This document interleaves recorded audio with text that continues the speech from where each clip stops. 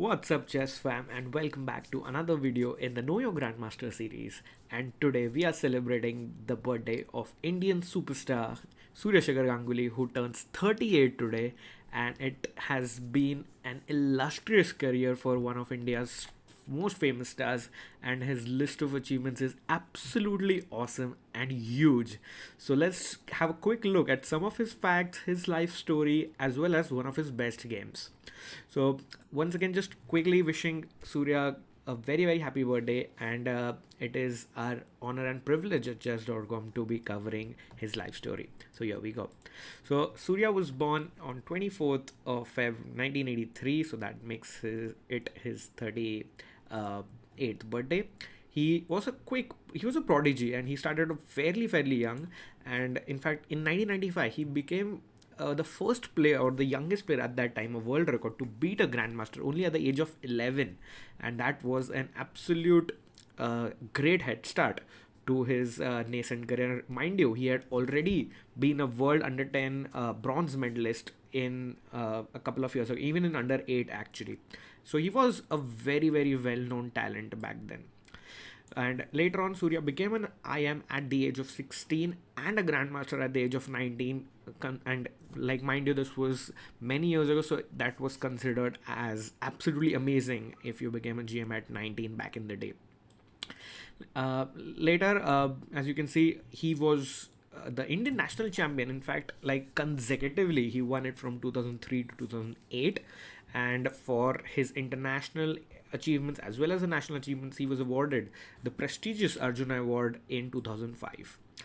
Surya later on stepped it up, and he won the Asian Championship also in 2009. Uh, and let's also check in some of his achievements apart from this. So he has overall won like 40 gold, 21 silver, and 6 individual medals at the national and world levels. And mind you, these are just individuals. So he's also won a bunch of these world or Asian team events, or in fact, so many at the national level as a national team championships with his employer. And absolutely an illustrious career. And I mean, I can have like 2 or 3 lists of these, but try to be concise and put up his best achievements for you guys.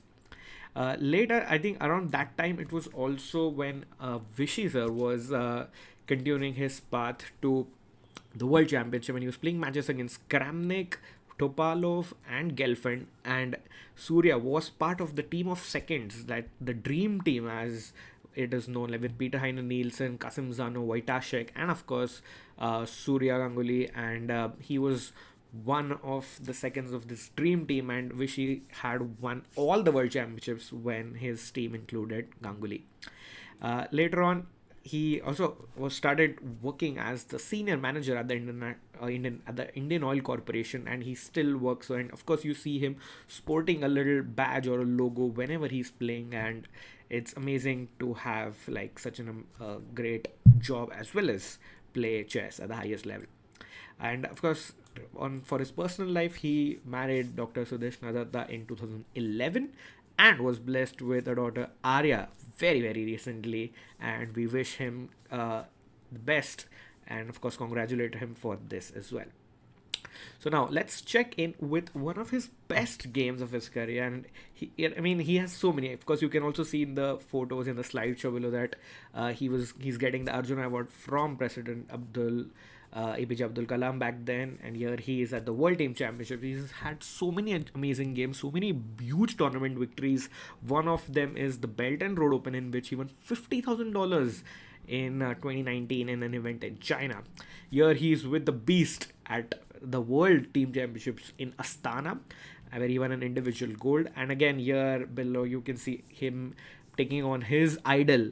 I mean, look at that. Surya's idol is Anand, and of course, Anand's our idol as well. And of course, Surya is so amazing. So you can also see that Surya is so humble and kind as a person as well. And he, in fact, it was in his hometown of Calcutta, and where Surya managed to beat Anand in front of the local Kolkata crowd. And I think it was the Tata Steel India rapid event in which Surya managed to beat him. So it's a great story. It's a great life story for Ganguly, and you have you have immense material. In fact, even in Anand's book Mind Master, you can read so many interesting stories about Surya. He also has started his YouTube channel as well, so we'll put in the link for you guys so you can go and check it out. And of course, all his social handles as well. So do wish him, guys, and do send in your birthday wishes to him. And with this, let's check out one of his very, very good games in which he beats eight-time Russian champion, a superstar himself, Peter Swidler, who's like a very well established GM, rated about 2750 plus in his prime. And let's check it out that how Surya managed to beat Swidler in this game. So it starts off with e4. I think Surya really likes to. He's very well prepared. He's thoroughly understanding the intricacies of all the openings. In fact, that is why he was brought on to Anand's team as well for the World Championship matches, and he has knowledge of all the openings, and he's a renowned expert in many of them. So it starts off with a perk, but I really like this attitude by Ganguly. And of course, he's very well known as Gangs in the chess circle. And Gangs here shows it that he's really a gangster, as he doesn't give a he doesn't care about black, and he just continues and executes his plan to perfection here. So for after a6, queen d2, now he's just going to go for it. And in fact, mind you, this is a world team championship game in Ningbo, China in 2011. So it's India versus Russia. So it's a high pressure game, guys, and you can see how Ganguly just destroys, blows away Swidler off the board. Long castle, very popular theme here. He wants to attack this and try to get his rook open. Black is going to castle short, and it's going to be a pawn march or a pawn race here. So it's really going to be interesting as to how much who's faster. But I feel that Surya had prepared his openings and his ideas very well for this game. Pawn to b5, of course, Swidler is going for it as well, but you can just see Ganguly is much faster. h6 is very interesting because once white plays h5, black has the option of g5, but Gangs doesn't give him that option. He goes f4 first, so the idea is now for h5 you can't push in g5. And it's now Swidler tries to block open, completely block this position on the king side, but now this pawn is under threat, and of course white is much faster. In fact, they say you should never play a move on your opponent's playing side, and black has done so many. In fact, if white plays a3, then that's a move on black's playing side, so Surya won't do this. And knight f3 develops, bishop b7, knight g5, straight away going for it. I mean, it is just going to be simple chess by in fact the bishop goes to d3, I think, yeah, and f5 is going to be the plan. Knight h6, pawn to e5, really interesting move because you have to do something, otherwise I'm going to push pawn to e6 and just wreck open everything. So knight to b6, bishop d3. I really like how simply Ganguly manages to beat a player of Swidler's stature. He just threats something on every move, guys.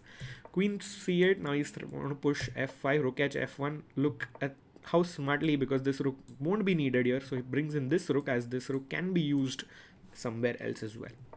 Knight to d5, knight to e4, again knight strike to jump, short castle, and now I think Gangs has done enough. Look at him, he's completed his development, castled, brought all his pieces, and now he goes for it. Boom, pawn to f5. Knight takes, and now there's no chill. Rook to f5. Of course, you can't take with the queen because knight f6 is check, and the bishop captures the queen. So Swidler captures gf5. Now calm retreating move, and it's gonna hit this. It's gonna hit this. Too many threats. Open king. It's actually, I think, pretty difficult already for black. And of course, the bar can change, but it needs some time to understand the intricacies of this sacrifice. Knight to e3, queen takes e3, pawn to f, whoops, yeah, knight to e3, queen takes e3, pawn to f4, and now just a bishop check, king slides over, queen d3. I really like this beautiful move because I'm threatening something like bishop to g8, and whatever you do, I'll go queen, whoops, bishop to g8, and I'm planning to go queen to h7. And of course, you can't take this because I just go here.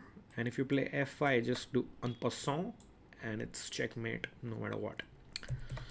So let's come back, and after queen to d3, Swidler noticed this and he takes on e5 first. The point is now bishop g8, f5. You don't have that en passant move, so Surya is just calm. He just captures with d5, pawn to f6, and now it's time. Now again the point is after bishop g8 there won't be any en passant, because for en passant the pawn has to move twice.